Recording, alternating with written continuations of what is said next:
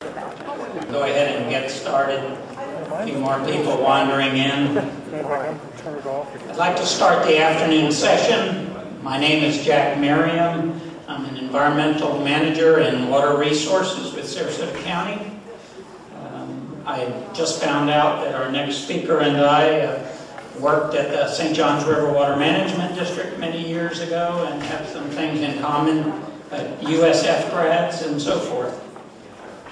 This afternoon's agenda includes a number of topics that I think you'll find interesting. I certainly do. A variety of things connected to what's being done to sustain and grow a vibrant economy and a quality of life in our community. We'd like to thank our sponsors repeatedly, and I'm going to do it again, for their generous support for today's workshop. And our gold level sponsors are Florida Power and Light, the City of Northport, thank you Stan, and our silver level sponsor Eco Technologies. Thank you all, and we really appreciate the support. Our keynote speaker today is Dr. Ann Keller from the U.S. Environmental Protection Agency, which is located in Atlanta, as most of you probably know. But it sounds more like she's a Florida-grown person than from somewhere else. And she's been with the U.S. Environmental Protection Agency in both Atlanta and Athens since 1997. During that time, she served in a technical capacity for field studies and water quality programs, as a manager in strategic planning, and in the sustainable communities arena, very appropriate for today's topics. And that's her current focus. She has a background in research with the U.S. Fish and Wildlife Service and U.S. Geological Survey, watershed analysis and protection with the St. Johns River Water Management District. And again, we shared that employer in the past. She's done research in endangered species assessments during several assignments. She earned her PhD from the University of Florida, a Florida-grown person, in aquatic toxicology. She's currently serving as Senior Sustainability Advisor at the U.S. Environmental Protection Agency in Atlanta, and is the Regional Technical Contact for the Interagency Partnership for Sustainable Communities. We're fortunate to have her with us today in Sarasota and to share how the EPA is supporting economic, social, and environmental sustainability while working with communities of all types. And I'd just like to personally say that we've enjoyed a good relationship with Region 4 of the U.S. Environmental Protection Agency, and they have been generous in providing grants to our community in the area that I work in terms of water resources for retrofitting the downtown Sarasota area with low-impact development to help treat water before we discharge it into the bay.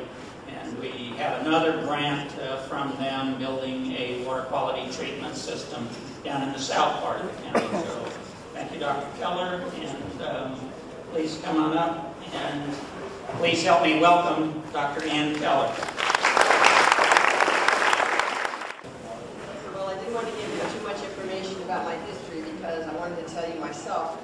I moved down to Sarasota when I was about 25 and secured my first teaching position full-time at Riverview High School in the old building before it became the fortress that it is today. I drove by there yesterday and was flabbergasted at its appearance. I had a really interesting experience there because being young, I just took a job on the fly without any promise of anything, and it turned out pretty well. But then I got kind of overwhelmed by traffic on 41 after a few years, and winter traffic that is, and 16-year-olds kind of wore on me. So, also being young enough, I decided I could just quit and go somewhere else, which is what I did. We wouldn't necessarily do that today, but Besides that, I did go to USF. I got a master's there, and I got my teaching certification courses here at the campus down in this area. I also was a Girl Scout, so you know, I've got a lot of interesting connections to what we're doing here today. What I'd like to do is give you a little sense of the kinds of things that EPA has been investing in internally that helps to bring about some, I think, good changes in our programs, and hopefully will help communities as well to the extent that we are invested in helping communities. And also some things that are going on with other agencies that are helping us really to get out there and to support what people are doing, like in Sarasota County. I mean, you guys are ahead of a lot of places and actually probably can teach us a lot of things. So I hope I'm not going to tell you things too much that you already know.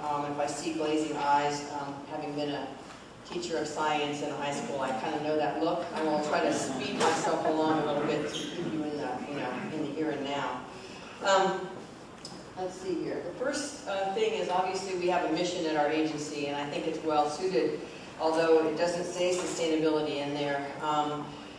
The fact that we talk about communities and ecosystems, and now are also, as we have been in the past, focused on human health, you can find the connections there with the concept of sustainability. If you have a sustainable environment, that really probably speaks to the fact that people are behaving in ways that are healthy for them and healthy for the world.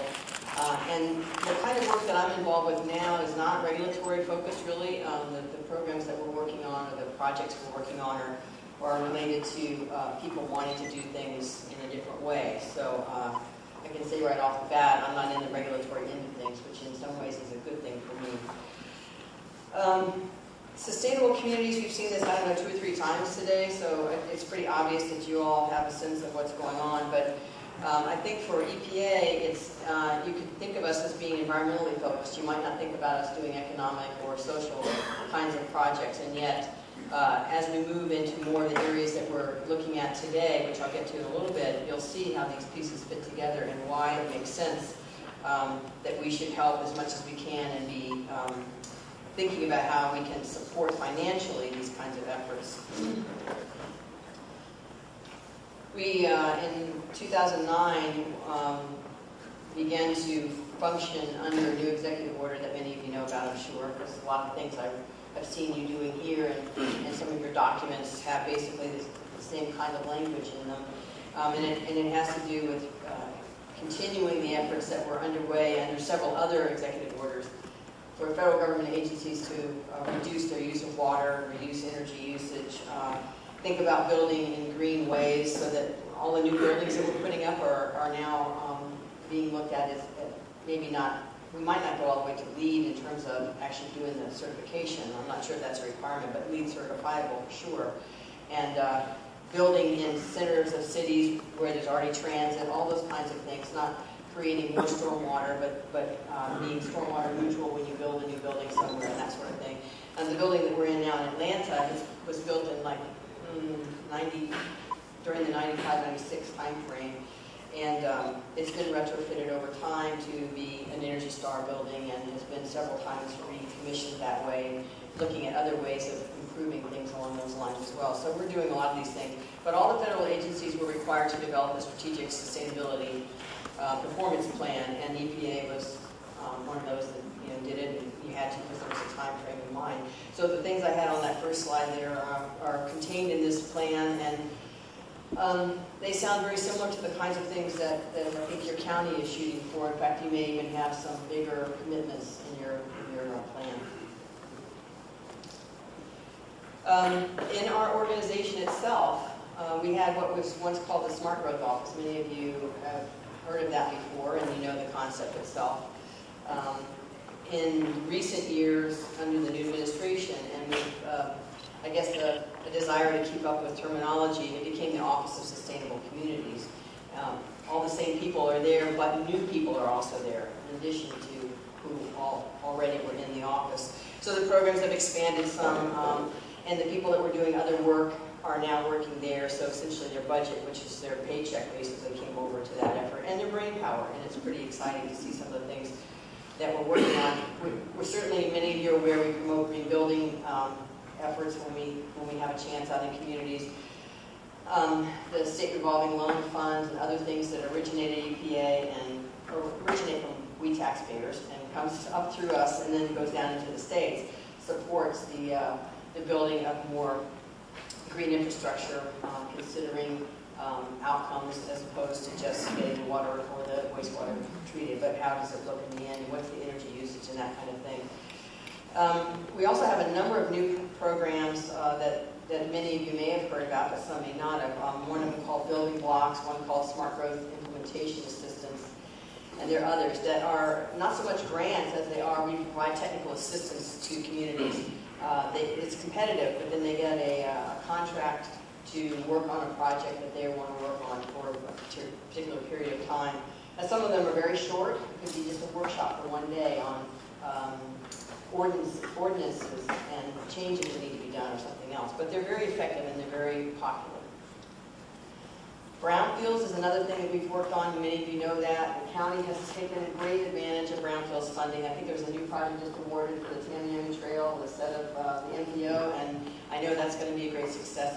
It's a really good economic driver to redo your, to reuse land and find new purposes for it. And so that's a great thing that you guys got that. And again, we have these cleanup grants and so forth that are involved. I think the county does a pretty good job, and the brownfields program in the state is furthering along in a bigger picture. Green infrastructure, you guys know about that, so I don't need to mention it, but those are other things that we kind of foster. One of the newest projects that our water division is working on is really, and the first example is in Tennessee. They're piloting it there, but it's really to look at, on a voluntary basis, a set of wastewater treatment plants or drinking water plants, working with the operators and managers there to evaluate just in each plant how much energy they're using, how they could rethink things, how they could redo things, with the idea that there's about 30% of the cost of the investment of that facility is in the energy use. So there's a great way to benefit in terms of finances and the carbon footprint if you can get people to reevaluate and redo. Right now, I think there's 7 facilities that have signed up, and they're going to go through an evaluation process right there, each one by one, get some training, look at some ways that things could be done, go back and implement them, and then do an actual measurement of the benefits that they've accrued. And if it works there, I think that we'll try to get with other states to see if we can help them look at that as well at their request. I know that Sarasota has also benefited in some ways, funding-wise, I believe, from the Southeast Diesel Collaborative, retrofitting school buses, other kinds of clean diesel funding that's really been beneficial. And this is another thing that EPA started with a lot of partners, I think in 2006. So Florida was one of the first signatories, and it seems like you guys have been involved since the beginning as well. The point is that it keeps evolving, and where it might have originally been retrofitting for school buses and diesels, we're now looking at how can biofuel investments be supported, and what are some new ways of developing biofuels.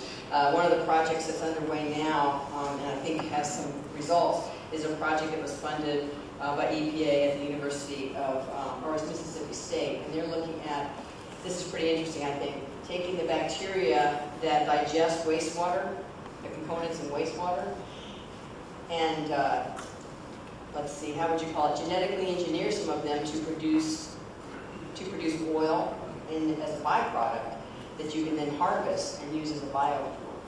So that's a pretty cool thing, because we know there's plenty of stuff going into the wastewater treatment plants. So there's not going to be a shortage.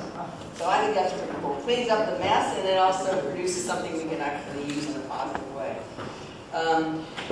There are a lot of examples of port work with electrification, with looking at other fuels that they might be able to use at ports as well. So there's a lot of interest in the diesel collaborative.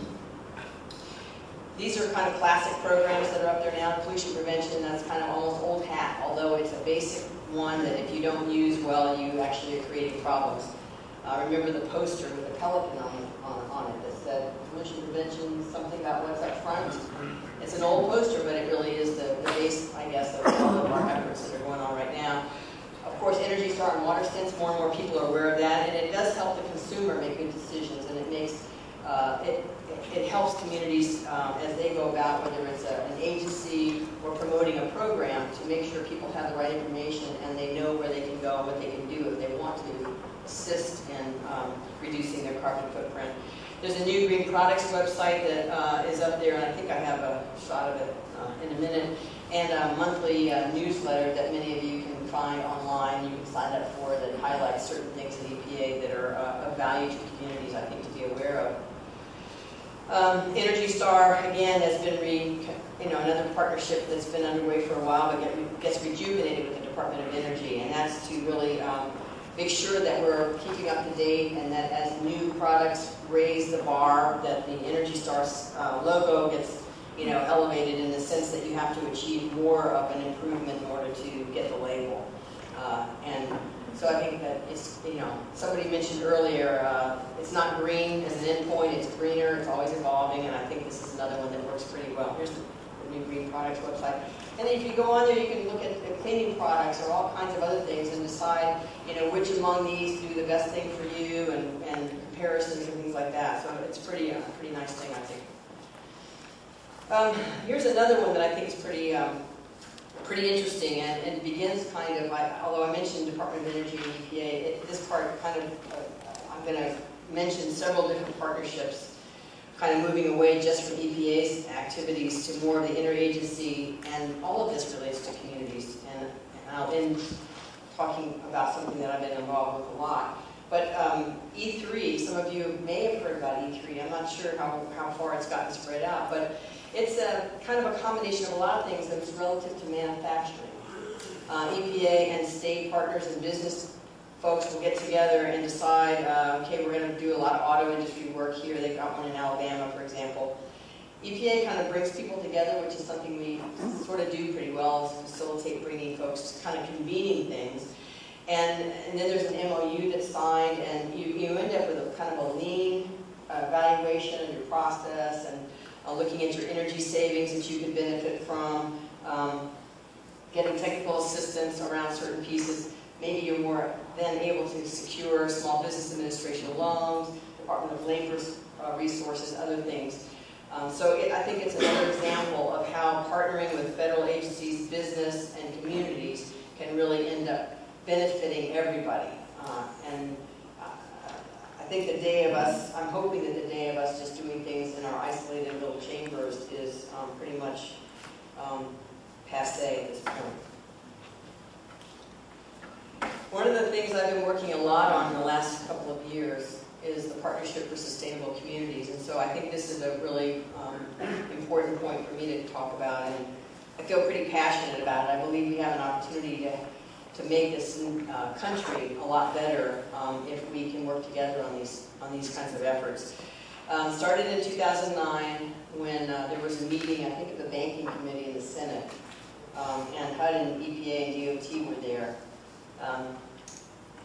It was discussed then that they were going to coordinate and collaborate, try to make funding work together as opposed to me just doing this and them doing that and somebody else over here, to see if we could really do more and do things better. And there were 6 livability principles that were outlined at that time that actually, as I read your roadmap, I realized there's a lot of the same words, and I guess shouldn't be a shock. It's sort of basic stuff: better transportation, encouraging neighborhoods, housing and transit-oriented development kind of stuff. And so it became something that has evolved in the last 2 and a little more years into an effort of, first we had to learn who each other was in these different agencies, what our programs were, how we could complement each other. And it took quite a while. As some of you who work at a county agency might find is the case as well. You have your own organization and you spend time focusing on that. You don't necessarily know what people down the hallway do on a day-to-day basis, and we had to do the same kind of things. These principles are the ones that I mentioned, and you'll see if you go back and look at your own county roadmap, you'll see a lot of terminology that's very similar. And I don't think any of these are great shocks. This is the kind of thing that if you really want to save taxpayer money, if you really want to have a good environment to live in and work in, these kinds of things you need to focus on as a result. And there's lots of different ways of getting to these things and lots of things to consider. But these are really good ideas to focus on, I think. What we're trying to do at EPA, how our programs mesh with this concept, is some of the things I've mentioned to you a little bit before. Land revitalization, also known as brownfield efforts. Reuse the center of the city that has been left in a mess over time. Rebuild things, clean up old gas stations. I think that's what's happening on the Tamiami Trail. The old gas stations that were left or abandoned are being cleaned up, and now you can use them again. Looking at better ways of using infrastructure for water quality improvements, and as somebody mentioned, using gray water for things and so forth. So I think those are other pieces that fit right within EPA's mission.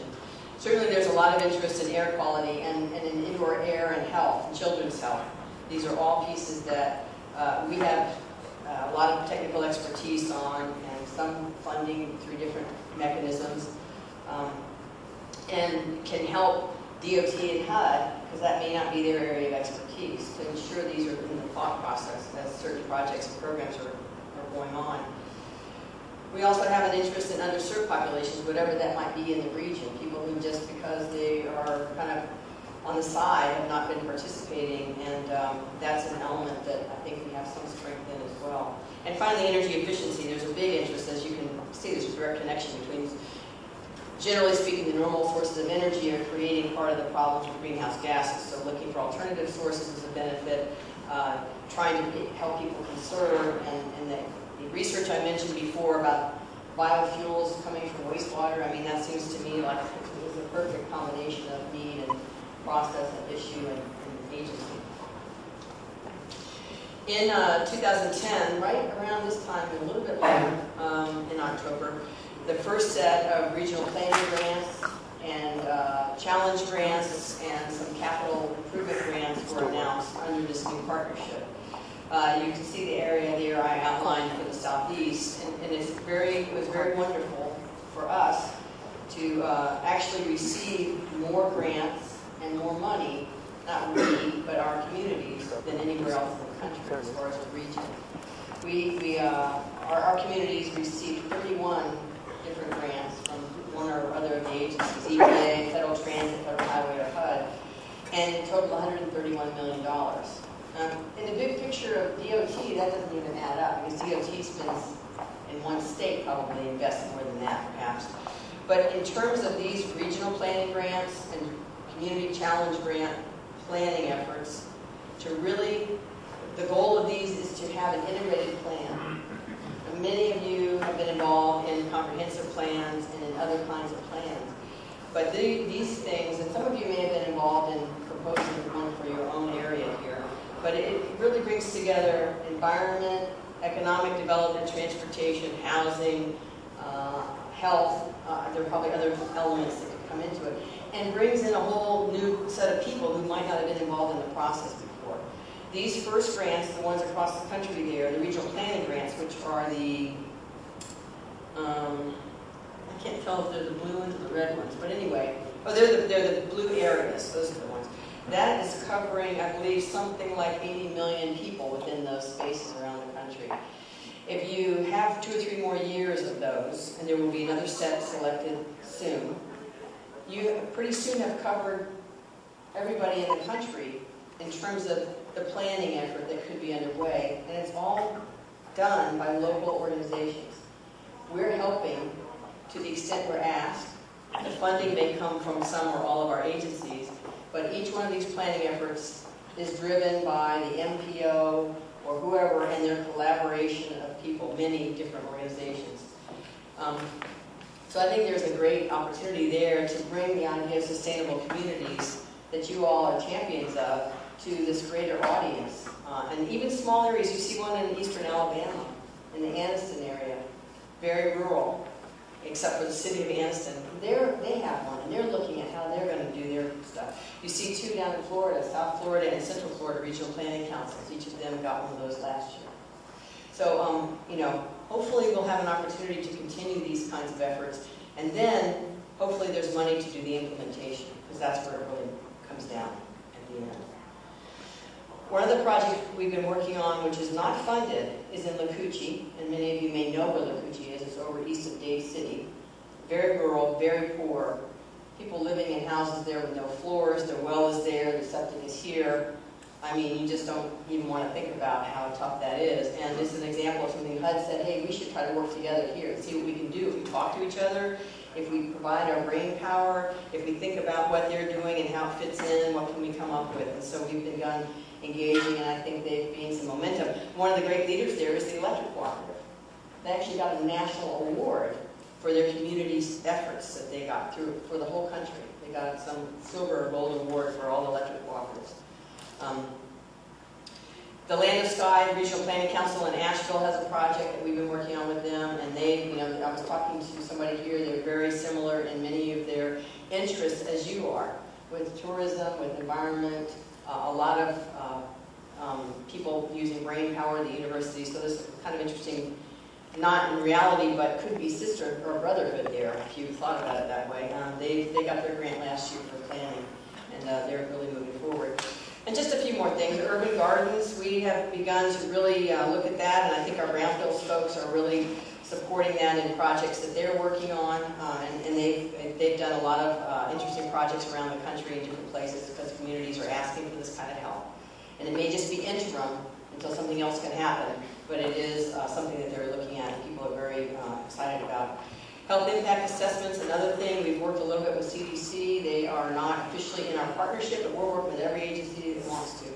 It's where you kind of look at what are the alternative options in this project and how do we manage and evaluate whether there's a health benefit of this version versus that version of it.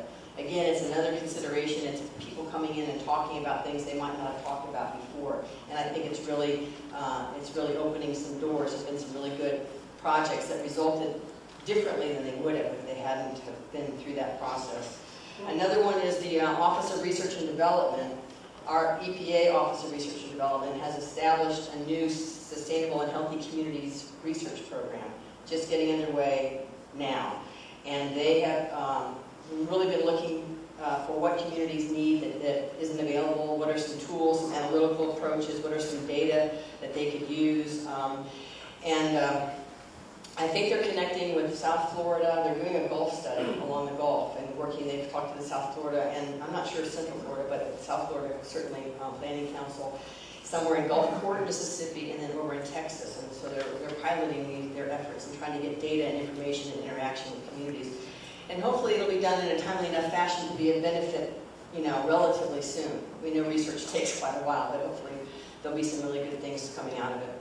And I think almost the last, one more quick slide after this, the National Academies of Science were asked by our administrator at EPA last summer to do an evaluation of how our agency could better integrate sustainability in what we do, in how we act and how we interact. The report has just come out somewhere in, I think, mid-September. And it was fairly high level. It didn't get down into the weeds of a program and say you should change that to this, but it did talk about things that I thought were valuable. We tend to be very focused on, you know, we're water quality experts or whatever. They said you should have some more multidisciplinary people who can think differently across, like some of you guys were talking about at universities, who can bridge gaps and bring in different perspectives rather than just being the engineer or the scientist or whatever. And looking at our programs, how can we move a little bit away from risk assessment and more towards a sustainable outcome as the goal? And I think that will be, those will all be interesting things to follow up and see the impacts in the organization. And all of them have an impact on how we relate to communities and how our programs encourage sustainable communities. Because instead of just looking at it as a water quality thing, here's what you have to do, we become more facile in the language of sustainability and more thoughtful in how we implement what we do. And when we interact with people, I think it makes us and our programs more relevant to sustainable communities as a result. So I think those are some really good goals and outcomes, and I think that this really is the last one for sure. One last piece is very interesting that FEMA has come to us and said, gee, you know, we'd like to see if we can work some on this partnership piece and maybe engage with some of these regional planning grant communities to look at what we can bring to the table. And so as FAA, by the way, how could we in the airport business, what could we do? So you see it's starting to catch, like it is here with you guys in the county, across all of your areas and with other counties. it's something that I don't think anyone can really, there's lots of different ways to get to it, but I don't see how you get where we all want to get if we don't work more together. So thank you.